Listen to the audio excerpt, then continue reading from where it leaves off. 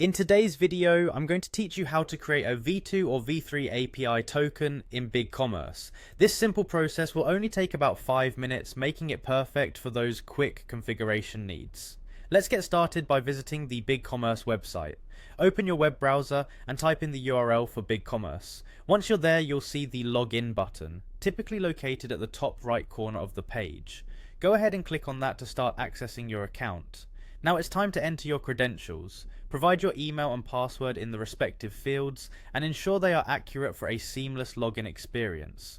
Once you've filled those in, hit the login button to proceed into your BigCommerce account. From here, you'll want to head to the BigCommerce homepage, which serves as your dashboard and offers a variety of options and settings you can configure.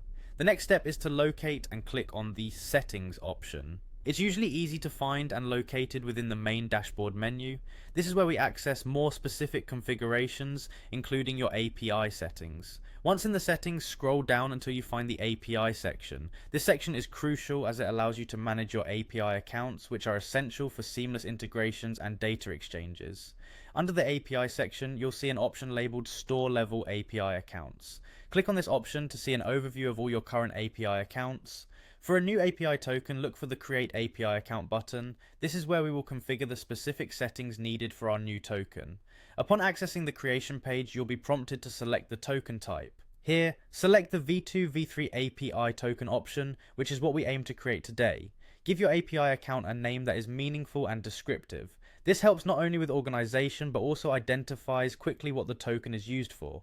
Once named, you'll see various options that you can modify. It's important to review and select settings related to your content, customers, info settings, and orders, ensuring they align with your intended use. Furthermore, don't forget to verify settings under payment, products, and themes, as these are commonly integrated features requiring API access. After finalizing these selections and settings, locate and click on the Save button to save all the changes you've made. At this point, you'll have the opportunity to either copy the credentials generated or download a document automatically containing the necessary information. When you've secured the details, click on Done to complete the process. You now have a fully configured V2 or V3 API token ready to use. This token enables different systems to communicate effectively with your BigCommerce store, giving you more flexibility and control over various integrations.